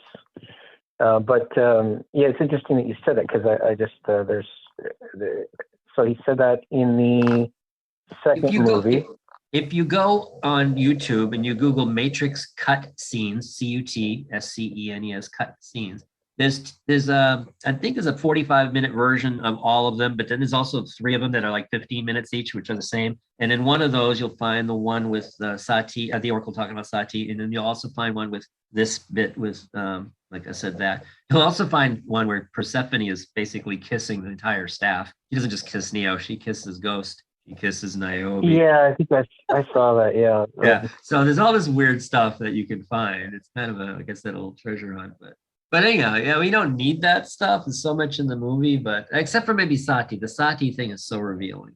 When I found that, I jumped out of my chair. I was already writing. That would signify what he said there would signify what you're talking about. That would signify Pharaoh, wouldn't it? Say what? Pharaoh. Pharaoh? It would be, yeah, Pharaoh. How do you mean? Kabbalistically. Yeah, go on. What do you give me some more? What do you mean by like say you have well, there are along the path of Kabbalah, you have the instances of Gentile Pharaoh, and it's a path of correction, and it's Gentile Pharaoh and Jew or Yehudi, and Pharaoh signifies the other side. It's the adversary. It's Sitra Achra. Yeah. So this force, this adversarial force, it's not actually separate. It's part of the whole thing. What you keep saying is Smith is part of the whole thing, but it's right. It's the backside. It's the other side. It's the yeah. And when God created one thing, the opposite was naturally created. You create light, you got to have dark, and so on. So that the other side, the opposite side of everything, is part of the fact that the dualism of our world, if you call it that, or as the fourth movie goes on and on about binary, they call it binary. And Smith gives a speech to Neo where he says, have you ever noticed the binary nature of our existence? And he gives like 3 or 4 examples of these things. And what he's getting at, it's like, he understands it's not binary. it's an illusion, So, but yeah, it's all one. It's all one. Mordecai and Haman come from the same God. It's all this thing. The evil inclination and good inclination. Yeah, it's all a different way of understanding things. That isn't saying that things that are bad and good. Of course they are, but looking deeper and understanding that it's all part of one system or whatever you want to call it. And our goal is to get. That's why there's so much stress. There's so much stress in the Bible about unity, coming together. It's symbolic, if you will, that everything does come back together. Creation, what is it? That's another New Testament one, right? Creation groans to go back to the non-separateness. The Garden of Eden story basically is they went the wrong way. They should have done the right thing and unified everything, but they did the wrong thing. Came down into this binary world of dualism and tree of knowledge of good. You're talking about we're all here to do what we're all here to do, and Morpheus saying that all that all is in line with the one purpose, the one desire, which is prevalent and prevails. It's over everything in the movies is Messiah. Yeah. It's the messianic desire. It's a desire for unity. It's everyone. Right. Yeah. Messiah being everyone. Messiah Right. being Israel. Right. And all these steps we see in the movie within the people, and also in the big scheme of like the sixth version of Neo, followed by, that gets all rectified, if you will. Now you go to the feminine in the next movie, and look in the last movie. You have first you have Niobe becoming a leader. You have Sati coming in like she does. Then you have this new character of Bugs, who's basically, I wrote an article on Bugs. It's really interesting. She's almost like, Neo even says, you sound like the Oracle. She's like in that role, only at a different level. And then of course the big one is Trinity, who now is elevated to a like a messianic level of equal to Neo, which is a big deal, because the whole ideal is repairing that's mess from the Garden of Eden story, right? And bringing the masculine and feminine back together. So Trinity actually elevates to a level, I'll say it, at least equal to Neo, because there's a lot of Kabbalistic writings that say the feminine principle is actually the higher one, believe it or not. so anyhow, that's getting too far ahead, but still, it's just wild to see that fourth movie, the way that elevation of all the feminine aspects came up, and all of this stuff correlates to our world, because the place we're at right now in our world, you're seeing a lot of attempts at unifying or unifications, or bringing things like, like gender doesn't matter, all this, you're seeing these attempts at trying to get to, that desire of unification is trying to find its way through this messy world we're in, so that's another whole other night to talk about something like that, how that's going on right now, and it's part of the process. Did you notice on the kissing scene, the divine kiss, that you had mentioned for Aria Kaplan's take on the four aspects of love. Yeah. There are, the four. What was that? There are the four.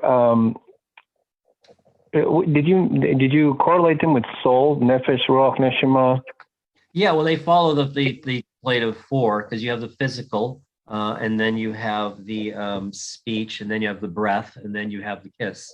And yeah, they do correlate with the levels of the soul or the worlds of whatever, all of those things follow the same pattern, uniting the four level worlds of existence. And yeah, there is a continuous pattern of these four levels. Yeah, it keeps showing up in the movie, right? Yeah, keeps showing up. Yeah, have you noticed? Have you correlated that pretty, to a certain extent, the four levels that keep showing up? Yeah, we talked about a few of them tonight. I don't know if you saw. You came in a little late, right? But yeah, about a couple of different examples. So the first thing is the basic structure. You have the matrix, you have the program world, and you have the oracle world, and you have the architect world, and that's like the levels of existence. But then, yeah, there's a whole bit at the beginning we did on the levels of the soul, what they are, and how that pattern repeats in each movie. And then then I went like the real specifics. This is what happens according to that pattern in this week. Next week we'll see how. Did you notice the monitor that was behind him at that time, where he took another breath, had the number 2 on the left corner? I didn't notice anything. No.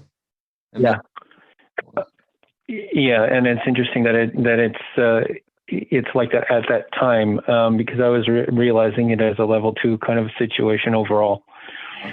The numbers, I'm always careful with numbers, not to go fishing for them. I'm not saying you are, but because like when you talk about the 42, that's real obvious. They're on the 42nd level, the male and the female, bingo, obvious. Another crazy one with me in the third movie. The window, the key maker says that they have to go through a window, and the dimensions of the window, he calls it the dimensions. So that's physical, right? Like geometry. The dimensions of the window are 314 seconds. So he explains the space in terms of time, which is weird, but the number 314 is extremely pertinent at that moment in time, which I don't want to get too far ahead, but it's totally wild.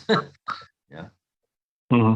So there's a number of numbers, numerology things in the movie that are rather blatant, or if you will, and then after that you got to like I said, I don't go fishing for them because then it just kind of waters it down, you know. But it's interesting. Yeah, I'm not meaning to water it down. It's just the first time that I noticed that one, just watching it and what it meant. Like 101, right? What's 101? That's another interesting to think about because 101 is Neo's apartment number, but 101 is the address of the Merovingian's restaurant.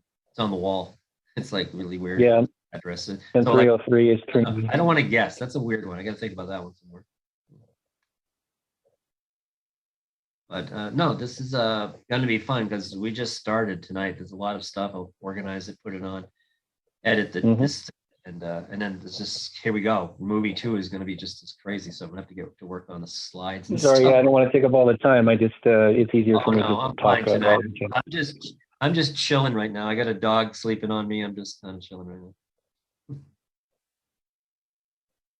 No, this is fun. This is so much stuff. And the more you look, there's a great line in the 4th movie. The more you look, the more you found. And that's true. Like I said, this just working on this Matrix thing this week, these slides. I'm like, oh yeah, I got all these old notes, but as I'm putting it together, all of a sudden I started realizing there's some other things that I'd not even thought about before, including one tonight while we were doing this. It's like, wow, it never ends. It just keeps, the more you read, the more you learn, the more you see something that sounds like the Matrix, and it is. And it's like, wow.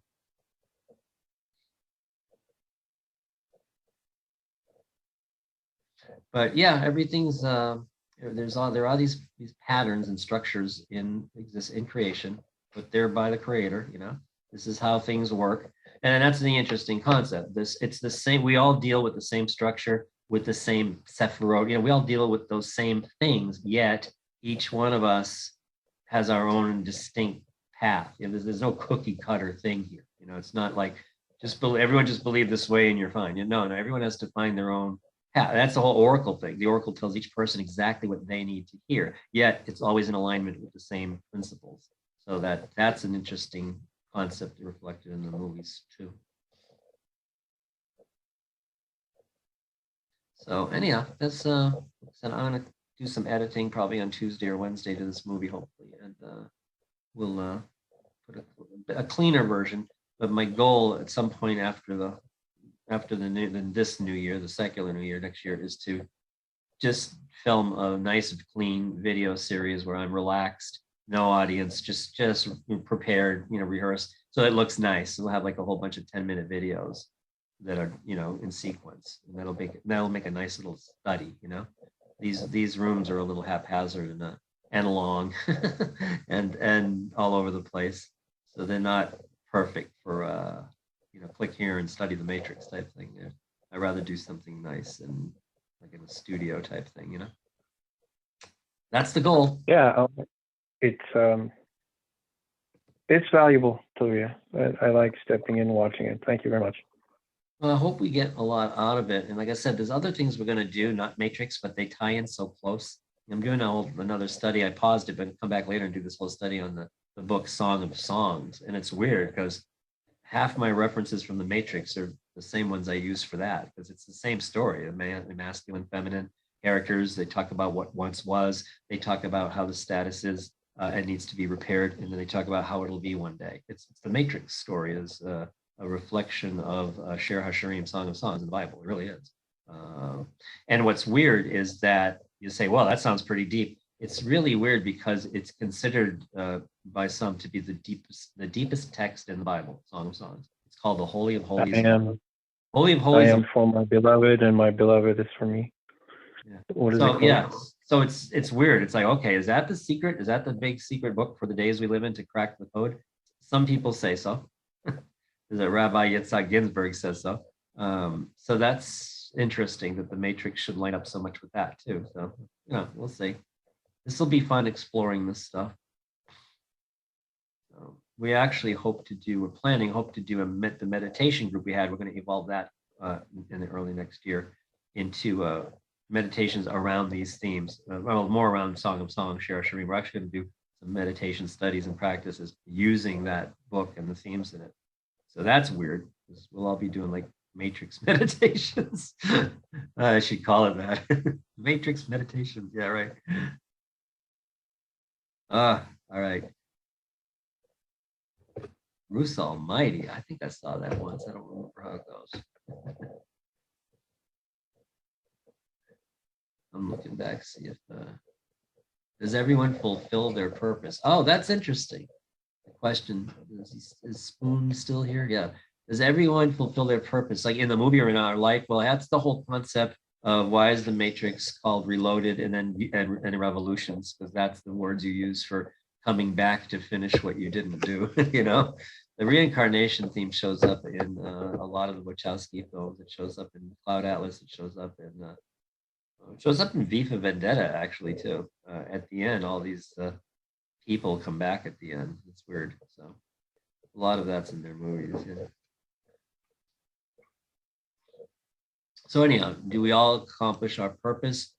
It's hard to answer that. Yes, it's like, how can you say no if how can you say on the one hand, if you say no, well, wait a minute, if God gave you the purpose and it's part of his plan and it will eventually be right done. Otherwise, God was wrong. I mean, it sounds silly, but I mean, saying, yeah, and that's one way of looking at it. And the other way is simply like, well, no, everyone, you get your shot in this life to do what you can, and then your eternal status is based on how well you do with what you got. I mean, that's a principle that's found in the Torah, it's found in the New Testament, a bunch of places. Everyone's given different things, and your job's to do, you take the condition God gave you, you take the condition the oracle put you in, and you go from there, So yeah, it doesn't affect the big scheme, but how you do, well, I guess that's kind of up to you, right?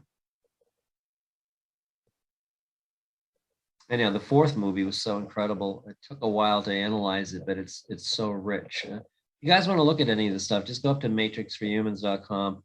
The knowledge base is like 60 articles dealing mostly with the first three movies.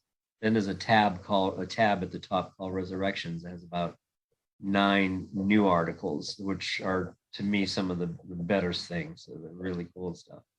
How that movie just absolutely hit the nail on the head for things that it should have, but it took a while because it was such a weird movie to look at it first. It's like, what's going on here? The best thing to do, I find, is, believe it or not, either I have the script in front of me, like on screen, and then I'll play the movie, but I won't watch it. I'll just listen to it, because watching it, actually, it's a weird experience, but just listening to the words and reading along with the script, it throws a different dimension at you in terms of understanding the movie. I think you're not distracted so much by the glitz and all these things. And, it's just different when you actually listen and read. I find it's very thought-provoking. Relationship between Trinity and Neo is really interesting, how it evolves. She does play the role of the divine bride to the divine groom, which we'll talk about that more next week. Actually, that's the next week. The idea of those two coming together is what our reality is all about, and that's internal within each one of us. Those elements exist, the divine bride and groom, bringing it together through our actions, but then as a people, as a planet, as the whole people, it's reflected in that as well. And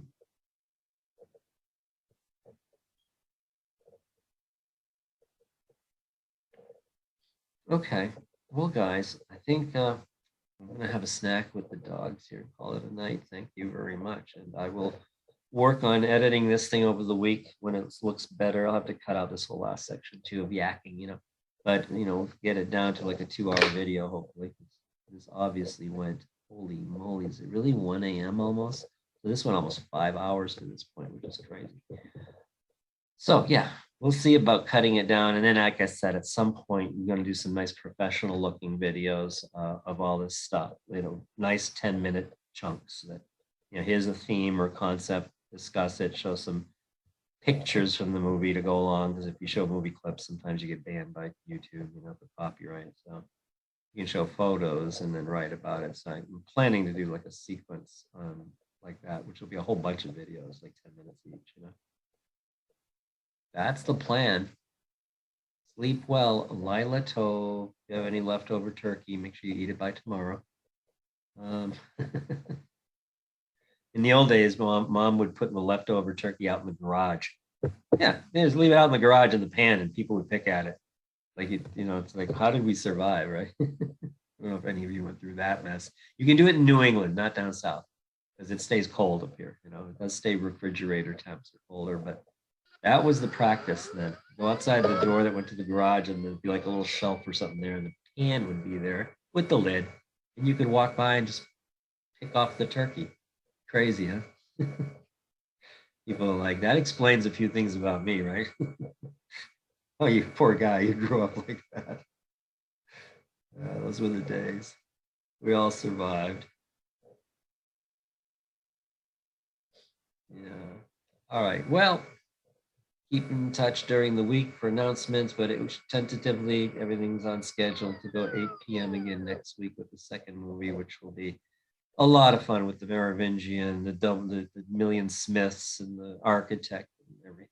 So many things that fold into what we already have. When is DevCoot? Okay, there's a lot going on. First of all, so I'm dealing with a lot of personal health issues and things, so that's slowed some things down. And the other person I'm working with on DevCoot, he's got a lot of family issues going on, so we're going to be working on it. Right now, I want to get through the Matrix stuff here into mid-December, and then we're going to turn and focus on DevCoot. So hopefully, I'm thinking more like January, we'll start DevCoot again. And no, it's fine. Glad you asked. So it's going to kind of come along in conjunction with the Song of Songs study. Like I said, that study is going to be a website. It's going to be also all kinds of stuff. That's going to be like a whole interactive study type thing I'm trying to do with Shir Hashirim with Song of Songs. And then we're going to work DevCoot around the meditations around that. So it's an interesting concept. We're still trying to figure out. But right now, there's like so much going on right now that I'm just let's get through the Matrix, and because this is easier for me to do in a way because I've been doing it so much. The rest is rather new. So, but this is fun. I just love what this movie has to tell us, and cool.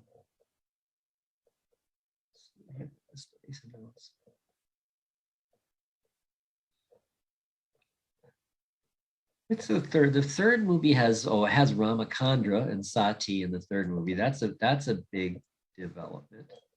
And of course, the new Oracle. You know, the actress passed away that did this Oracle. I don't know if you knew that. But the third Oracle was a different person, but doesn't matter. But the third Oracle speech with Neo, explaining dimensions of Smith to Neo, that's huge. That's a big speech there. That's very interesting.